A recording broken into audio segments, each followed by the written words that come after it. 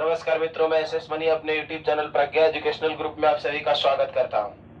मित्रों, हम लोग चल रहे थे, कुछ हिंदी के बारे में पढ़ रहे, क्लास 12th के जो है हिंदी के बारे में हम लोग कुछ जानकारी प्राप्त कर रहे थे, जिसके दौरान जो है हम बीच में क्लास 10th का भी वीडियो डालना प्रारंभ कर दिए थे।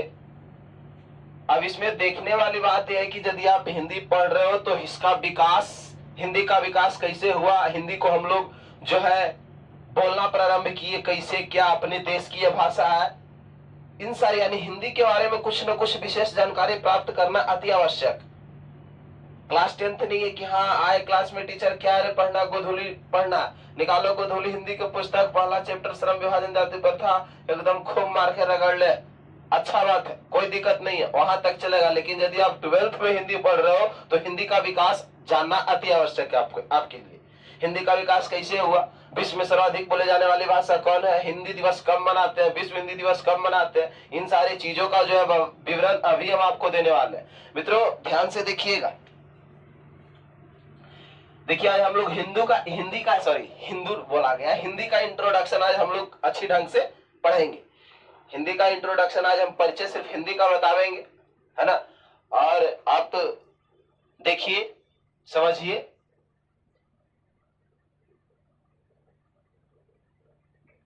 हिंदी क्या है ना। पहला क्वेश्चन आती है कि हिंदी क्या है ना। हिंदी के पिता कौन है। अभी परिचय चल रहा है हिंदी का, अभी आपका परिचय चल रहा है हिंदी का। आप देखिए यहाँ समझिए, बात को सिर्फ समझना है। देखिए कि सर का जो है बात समझ में हमको आती है कि नहीं आती है, उसी प्रकार से आपको डिसाइड करना है, निर्णय करना कि आगे हम सर से पढ़ेंगे तो हमको समझ में आएगी कि नहीं आएगी। अब इसमें देखिएगा हिंदी क्या है, हिंदी के पिता कौन है, हिंदी के पिता कौन है, पिता कौन है। इसमें देखिए हिंदी दिवस कब मनाया जाता है, हिंदी दिवस कब मनाया जाता है, कब मनाया जाता है। विश्व हिंदी दिवस कब मनाते हैं, विश्व हिंदी दिवस, हिंदी दिवस कब मनाते हैं। विश्व में सर्वाधिक बोले जाने वाली भाषा कौन है, विश्व में सर्वाधिक बोले जाने वाली भाषा, बोले जाने वाली भाषा कौन है ना, कौन है। अब इसका जो है विवरण आपको 5 क्वेश्चन है, लेकिन इससे कम से कम मिनिमम 20 क्वेश्चन इससे हम निकालेंगे, आपको प्रश्न उत्तर 20 को निकालेंगे। अब यहाँ ध्यान से देखिएगा मित्रों, क्या हिंदी क्या है। हम लोग पढ़ रहे हिंदी, सुंदर बात है, अति सुंदर बात है, पढ़ रहे हिंदी। हिंदी को पढ़ने में खूब आनंद मिलता, आनंद होता, ऐसा ही नहीं होगा। हिंदी को यदि आप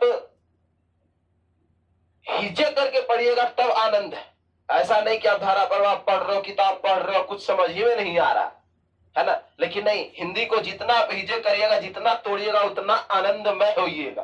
अब इसमें देखिए हिंदी क्या है, हिंदी का जो है विकास कैसे हुआ, हिंदी हम लोग बोलना प्रारंभ कब किए। अब इसमें देखिएगा जो है हिंदी के बारे में बताया जाता है बाबू की हिंदी जो है अपने देश की भाषा नहीं है। पहला बात तो आप जान जाइए कि हिंदी एक फारसी भाषा है ना, यानी कहने का अर्थ है कि हिंदी कौन भाषा है, फारसी भाषा है। हिंदी का भाषा नहीं है, हिंदी कोची का भाषा है, फारसी का भाषा। एक चीज आप हमेशा याद रखिएगा, हिंदी किसकी भाषा, फारसी की भाषा। अब इसमें आती है कि हिंदी का विकास कैसे हुआ। तो बाबू रे मैं बताना चाहता हूं कि जो है हिंदी का विकास आपको बताया जाता है कि आर्य लोग, है ना, आर्य लोग के द्वारा हुआ। अब आर्य लोग के जो बाबू कहने का अर्थ है कि संस्कृत बोलते थे, है ना, संस्कृत बोलते थे। तो अब बात आती है कि संस्कृत से हिंदी का विकास कैसे हुआ। तो इसमें ध्यान से देखिएगा, सिर्फ कहानी आप सुनिए, आपको खूब बढ़िया से याद होगा। आप क्लास 12th में तो कुछ न कुछ आप हिंदी की विशेषता जानना आपके लिए अति आवश्यक है। मैं इन जो 5 क्वेश्चन है सबका जो विवरण है वही आपको हम देने वाले हैं। इसमें देखिएगा आप ध्यान से, सिर्फ अब इन चीजों को बहुत अच्छी ढंग से हम लोग समझेंगे गहराई से। देखिएगा जो है हिंदी एक कोचीय भाषा, हिंदी क्या है भाई, भाषा। भाषा जो है तो इसका विकास, यानी भाषा का अर्थ क्या होता है, भाषा है क्या, हिंदी एक भाषा है। भाषा का अर्थ होता है क्रिया, यानी काम का हो जाना। भाषा एक क्रिया यानी काम का हो जाना। भाषा क्या, भाषा वह साधन है जिसके माध्यम से हम अपने भावों को बोलकर या लिखकर एक दूसरे के सामने प्रकट करते हैं, उसी को क्या कहते हैं, भाषा। भाषा को मुख्यतः दो वर्गों में बांटा गया, ऐसे तो 3 वर्गों में बांटा गया, एक सांकेतिक रूप में भी माना जाता है, लेकिन नहीं, दो को हम लोग को पढ़ने के लिए मिलता है, लिखित भाषा, मौखिक भाषा। और भाई लिखित भाषा क्या है, तो वैसा भाषा जिससे हम लिखकर एक दूसरे के सामने व्यक्त करते हैं, उसे क्या कहते हैं, लिखित भाषा। मौखिक जो मुंह से बोलकर प्रकट करते हैं, उसे क्या कहते हैं, मौखिक भाषा। अब इसमें आती है सांकेतिक भाषा। तो सांकेतिक भाषा मित्रों जो संकेत के द्वारा आदान प्रदान होता है, जैसे मान के चलिए यदि हमको भूख लगल है, यदि हम ऐसे करें तो समझिए कि यानी इनको भूख लग रही है, संकेत के माध्यम से हम आपको बता रहे हैं। अगर हमको पानी पीना है तो अगर हम ऐसे करें तो समझिए कि प्यास लगी हुई है। अब यानी कहने का अर्थ है कि भाषा क्या एक धातु है, भाषा क्या एक धातु, और धातु यानी क्रिया का हो जाना। अब यहाँ देखिएगा, समझिएगा, जो है कहने का अर्थ है कि हिंदी क्या है, एक भाषा है। और अभी हम आप लोग को बताएं कि भाषा एक साधन है जिसके द्वारा हम अपनी भावों को लिखकर या बोलकर प्रकट करते हैं, और जो है 2 वर्गों में बांटा गया, लिखित और मौखिक। अब इसमें आइएगा, देखिए जो है इसका विकास कैसे हुआ, यानी हिंदी का विकास कैसे हुआ, कैसे हम लोग जाने। तो मेरे प्यारे भाई, हिंदी हम लोग जानते नहीं थे। हिंदी जो है आपको सबसे अंतिम यानी अंत वाली भाषा, और सबसे यानी कहने का अर्थ है कि सबसे अगर पहले किसी भाषा का विकास हुआ तो वो था संस्कृत। अब देखिए किस प्रकार है ना, इसका विकास था मध्य एशिया, यानी मध्य एशिया के थे लोग, आर्य लोग, है ना, मध्य एशिया के जो लोग थे आर्य लोग। आर्य लोग कुछ चल गए, आपको कहने का अर्थ है कि जर्मनी, यानी कहाँ चल गए, यूरोप। जर्मनी यानी कहाँ चल गए, यूरोप। और कुछ लोग थे आर्य लोग थे जो आपको कहने का अर्थ है कि ईरान चल गए, है ना। मध्य एशिया के जो आर्य लोग थे वो कुछ चल गए कहाँ, जर्मनी यानी कहाँ में, यूरोप में। यानी कहने का अर्थ है कि फिर जो आधा रहे वो कहां चल गए, ईरान में। और ईरान में बाबू कहने का अर्थ है कि ईरान के जो लोग थे, है ना, ईरान के जो आर्य लोग थे वो सिंधु नदी के किनारे होते हुए बाबू कहने का अर्थ है कि अपने देश भारत में आगमन किए थे। और सिंधु को कौची बोलते थे, सी को बोलते थे। हाँ, यानी कहने का अर्थ है कि सिंधु से हो गया हिंदू, और हिंदू से आगे चल के बन गया क्या, हिंदी। अब इसमें देखिएगा इसका विकास, यानी आर्य लोग थे जो ईरान, यानी कहने का अर्थ है कि आर्य लोगों कहां आ गए, ईरान। ईरान में, यानी कहने का अर्थ है कि ईरान से बाबू कहने का अर्थ है कि कहां आए थे, भारत में। और भारत में आए थे तो किस नदी के किनारे होते हुए आए थे, सिंधु नदी के किनारे। पहले मेरी बात को गौर से समझिए, उसके बाद आगे देखिएगा। यानी कहने का अर्थ है कि सिंधु नदी से किनारे होते हुए भारत में आगमन किए, और जब वे भारत में आगमन किए तो यहाँ स को ही कहते थे, स को हा में बोलते थे, अधू को दा। यानी कहने का अर्थ है कि सिंधु से बन गया क्या, हिंदू, और हिंदू आगे चल के क्या बना, हिंदी। अब इसमें देखिएगा संस्कृत, यानी संस्कृत का हम भूमिका क्या, आर्य लोग, यानी कहने का अर्थ है कि क्या बोलते थे, संस्कृत। आर्य लोग क्या बोलते थे, संस्कृत। अब इसमें आइएगा कि जो है आर्य भाषा की जो कला है वो 3 वर्गों में बांटा गया। आर्य भाषा की जो कला वो 3 वर्गों में बांटा गया, प्राचीन आर्य भाषा, मध्यकालीन आर्य भाषा और आधुनिक भारतीय आर्य भाषा। इसमें देखिएगा यानी आर्य भाषा की कला कितने वर्गों में बांटा गया, 3 वर्गों में। पहला प्राचीन आर्य भाषा, दूसरा मध्यकालीन आर्य भाषा, तीसरा आधुनिक भारतीय आर्य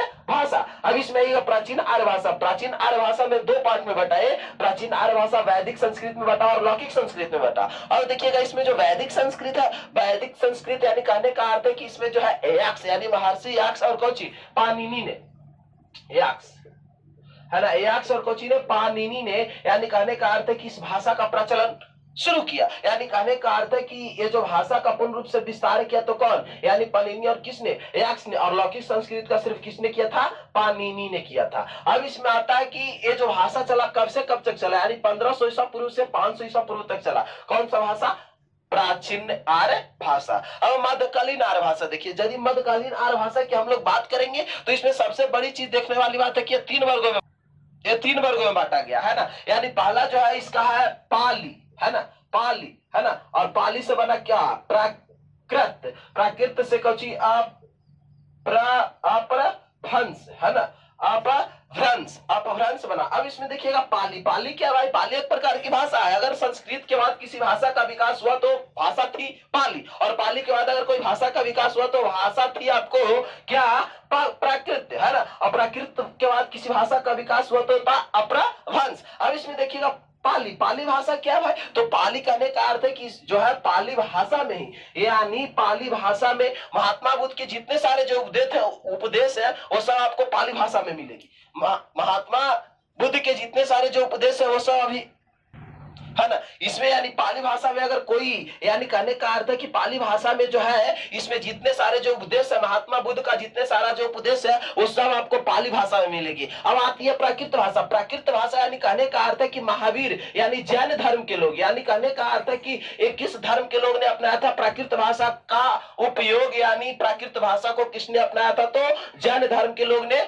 इसका जो है रूप अपनाया, यानी इस भाषा को अपनाया। और जैन धर्म के जो है प्रवर्तक थे यानी महावीर थे। कौन थे? महावीर। जैन धर्म के जो प्रवर्तक कौन थे? महावीर ने। यानी महावीर के जितने सारे जो उपदेश है वो सब आपको कुछ मिलेंगे प्राकृत में। अब अपभ्रंश की बात आती है, तो अपभ्रंश का दूसरा नाम है बिगड़ा हुआ रूप, है ना। अपभ्रंश का दूसरा नाम है बिगड़ा हुआ रूप। और इसको कह सकते हैं आप कि अगर कोई बात, जैसे लोकतियां बोली जाती है हम लोग के देहात में कि चले नावे अनवेटेड, तो इन सारी जो बात तो है ना, ये जो बात बोली गई है वो सब किस में बोली गई है? अपभ्रंश में। अब इसमें आइएगा प्राकृत। प्राकृत किस धर्म के? जैन धर्म में। जैन धर्म के प्रवर्तक कौन थे? महावीर। अब पाली, पाली कौन बाबू? महात्मा बुद्ध, है ना, महात्मा बुद्ध। और जो महात्मा बुद्ध की जितनी सारी जो है उपदेश वो सब कौन भाषा में मिलेगी आपको? पाली भाषा में। और देखिएगा इसमें सबसे बड़ी चीज समझने वाली बात है कि मध्यकालीन भाषा कहां तक रहा, कितने वर्षों तक। देखिएगा 1500 ईसा पूर्व से 500 ईसा पूर्व तक होची प्राचीन आर्य भाषा, और 500 ईसा पूर्व से 1000 ईसा पूर्व तक होची मध्यकालीन आर्य भाषा। अब इसमें आते हैं आधुनिक आर्य भाषा की बात। यदि हम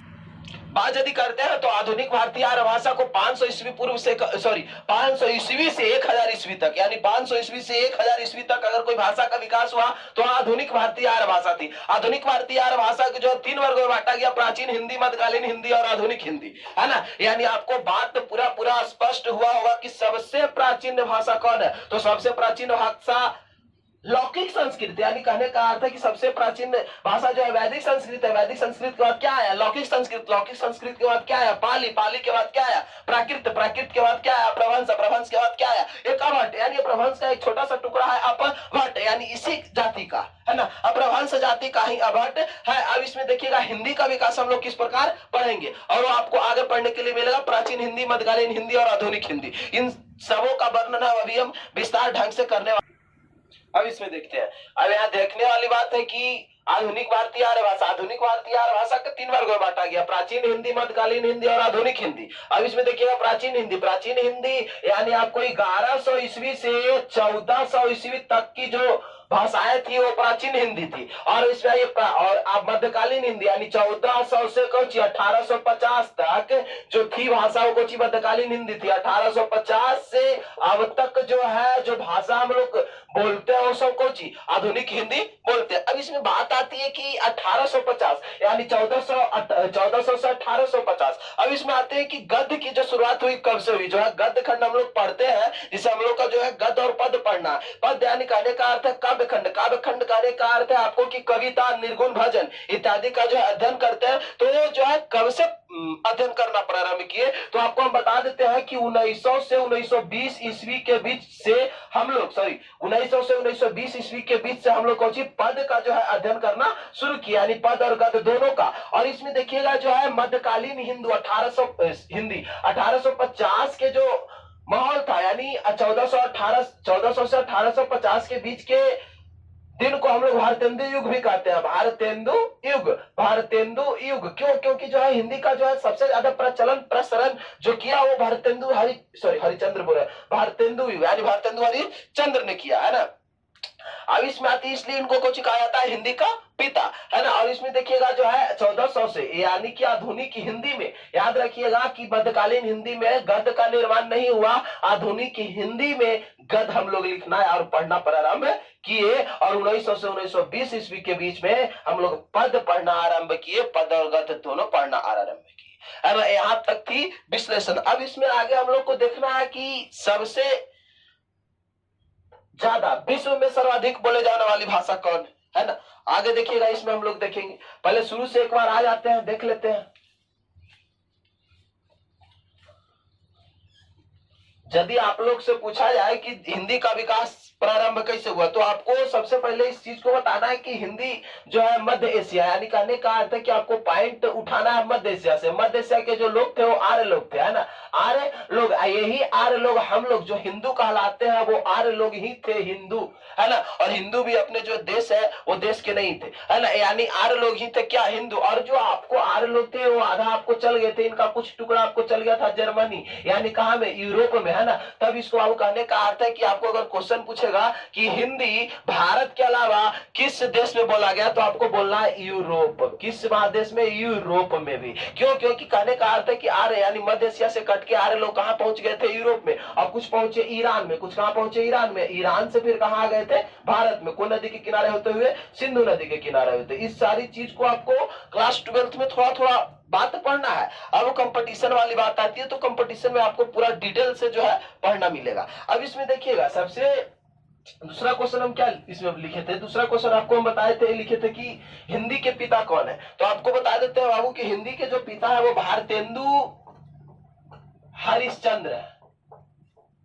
भारतेंदु हरिश्चंद्र,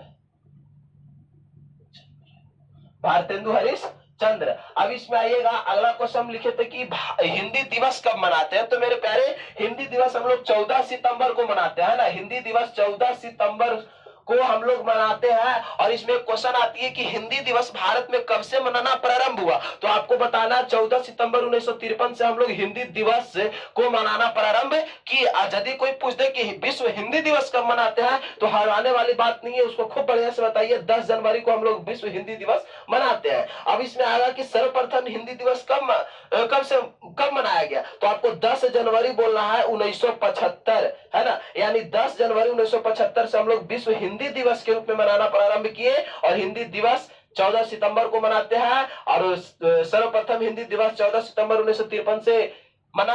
अब इसमें एक बात आती है कि हिंदी क्या है, राज्य भाषा है कि राष्ट्रभाषा। तो मेरे प्यारे मित्रों, हिंदी राज्य भाषा बना, है ना, राज्य भाषा बना। राष्ट्रभाषा बनते बनते चुक गया। क्यों, अब राज्य भाषा वाली बात आती है कि राजभाषा राष्ट्रभाषा क्यों नहीं बना। तो क्योंकि जो है भारत में विभिन्न प्रकार के जाति लोग रहते हैं। कोई के पसंद आया, कोई के पसंद नहीं है, कोई वोट कम दिया तो कोई वोट ज्यादा दिया। तो इसमें देखिएगा, सर्वप्रथम देखने वाली बात है कि हिंदी दिवस 14 सितंबर को मनाते हैं। सर्वप्रथम हिंदी दिवस 14 सितंबर 1953 से मनाना प्रारंभ किए। विश्व हिंदी दिवस 10 जनवरी को मनाते हैं, मनाना प्रारंभ किया 1975 से। और इसमें आपको बता देते हैं कि 1975 से इंदिरा गांधी ने सर्वप्रथम मनाया था। जो है भारत में अगर कोई हिंदी दिवस सर्वप्रथम मनाया था तो कौन, इंदिरा गांधी, इंदिरा गांधी ने, है ना। और 2006 में यानी 10 जनवरी 2006 को मनमोहन सिंह भी हिंदी दिवस को, यानी हिंदी दिवस का प्रचलन अपने देश में विश्व हिंदी दिवस के रूप में, यानी हिंदी दिवस को विश्व हिंदी दिवस के रूप में 10 जनवरी 2006 को मनमोहन सिंह के द्वारा मनाया गया। उसी से लगातार मनते अब तक आ रहा है। और लेकिन सर्वप्रथम मनाई थी तो कौन, इंदिरा गांधी, है ना, कब, 1975 को, के जनवरी, 10 जनवरी। अब इसमें आइए, अब देखने वाली बात है कि विश्व में सर्वाधिक बोले जाने वाली भाषा कौन है ना।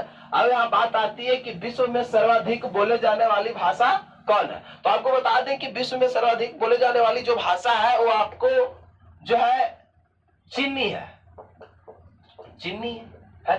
अब विश्व बात आती है कि चीनी है विश्व में सर्वाधिक बोले जाने वाली भाषा, तो कैसे। तो देखिएगा, हम लोग ये भी बात जानते हैं कि जो है विश्व में सर्वाधिक जनसंख्या वाला देश कोई है तो वो चीन। और जहां की जनसंख्या ज्यादा रहेगा तो वहां के सब कुछ ज्यादा ही रहेगा। यानी कहने का अर्थ है कि भाषा बोले वाला की तो भी जनसंख्या वहां ज्यादा है।